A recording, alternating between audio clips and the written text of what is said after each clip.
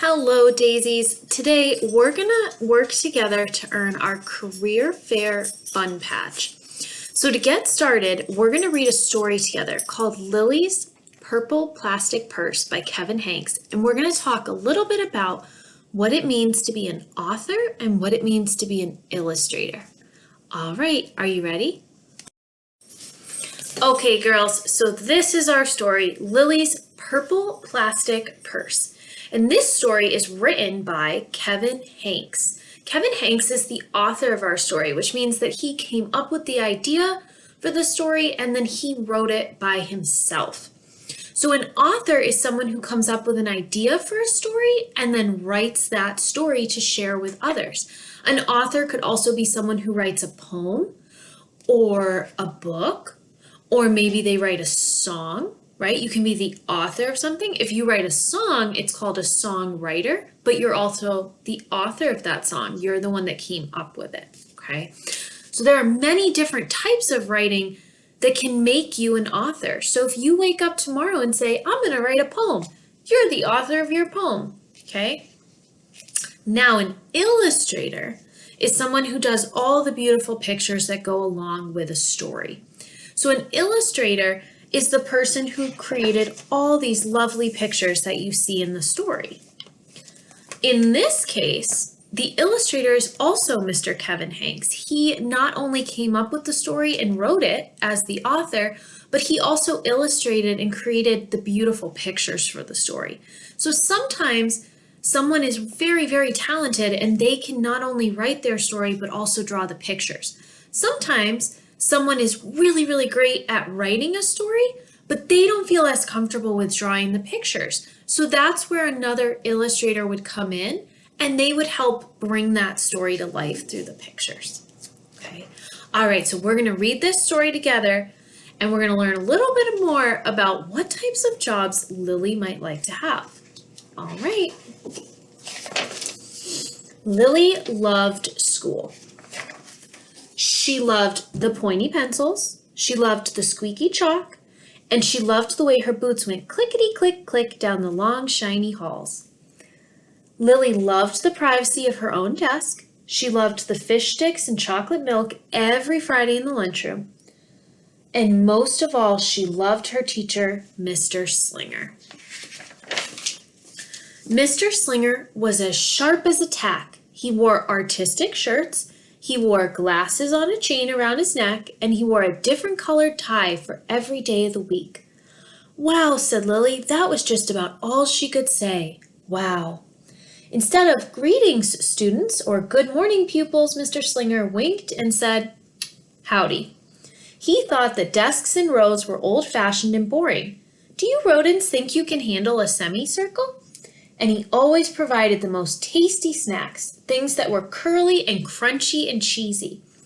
I want to be a teacher when I grow up, said Lily. Me too, said her friends Chester and Wilson and Victor. At home, Lily pretended to be Mr. Slinger. I am the teacher, she told her baby brother Julius. Listen up. Lily even wanted her own set of deluxe picture encyclopedias. What's with Lily? Asked her mother. I thought she wanted to be a surgeon, or an ambulance driver, or a diva, said her father. It must be because of her new teacher, Mr. Slinger, said her mother.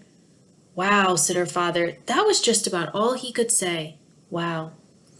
Whenever the students had free time, they were permitted to go to the light bulb lab in the back of the classroom.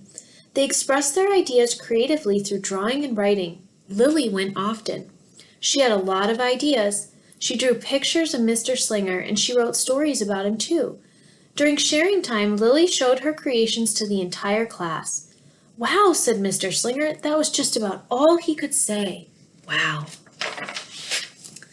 When Mr. Slinger had bus duty, Lily stood in line, even though she didn't ride the bus. Lily raised her hand more than anyone else in class, even if she didn't know the answer. And she volunteered to stay after school to clap erasers.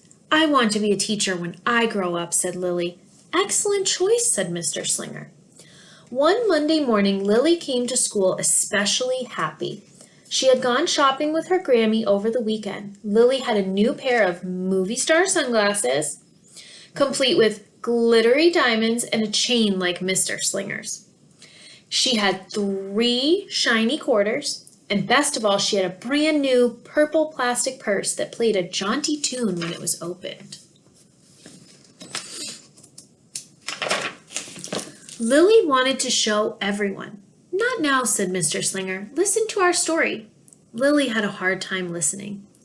Lily really wanted to show everyone. Not now, said Mr. Slinger. Let's be considerate of our classmates. Lily had a hard time being considerate. Lily really wanted to show everyone. Not now, said Mr. Slinger.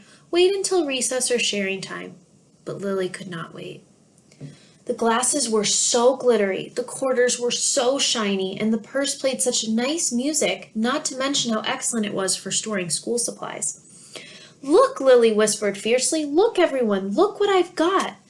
Everyone looked, including Mr. Slinger. He was not amused. I'll just keep your things at my desk until the end of the day, said Mr. Slinger. They'll be safe there, and then you can take them home. Lily's stomach lurched. She felt like crying. Her glasses were gone. Her quarters were gone. Her purple plastic purse was gone. Lily longed for her purse all morning. She was even too sad to eat the snack Mr. Slinger served before recess. That afternoon, Lily went to the light bulb lab. She was still very sad. She thought, and she thought, and she thought. And then she became angry. She thought, and she thought, and she thought some more, and then she became furious. She thought, and she thought, and she thought a bit longer, and then she drew a picture of Mr. Slinger. Uh-oh. Big, fat, mean Mr. Stealing teacher. Wanted by FBI. P.S. I do not want to be a teacher when I grow up. Right before the last bell rang, Lily sneaked the drawing into Mr. Slinger's book bag. Uh-oh. When all the students were buttoned and zipped and snapped and tied and ready to go home, Mr. Slinger strolled over to Lily and gave her purple plastic purse back.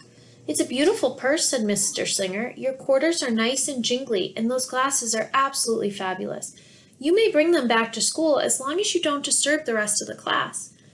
I do not want to be a teacher when I grow up, Lily said as she marched out of the room. On the way home, Lily opened her purse. Her glasses and quarters were inside, and so was a note from Mr. Slinger, it said. Today was a difficult day. Tomorrow will be better. There was also a small bag of tasty snacks at the bottom of the purse. Lily's stomach lurched. She felt like crying. She felt simply awful. Lily ran all the way home and told her mother and father everything. Instead of watching her favorite cartoons, Lily decided to sit in the uncooperative chair. I'll stay here for 1,000,000 years for Mr. Slinger. Why does everything always happen to me? 1051, 1052. That night, Lily drew a new picture of Mr. Slinger and wrote a story about him too.